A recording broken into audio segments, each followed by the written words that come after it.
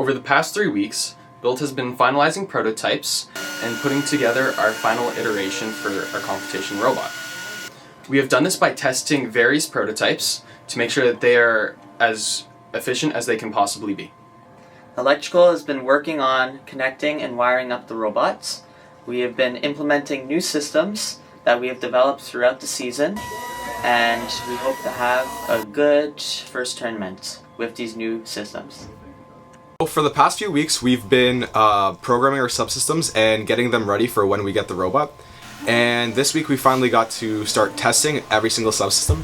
And so far we've tested everything and began tuning PID and whatnot.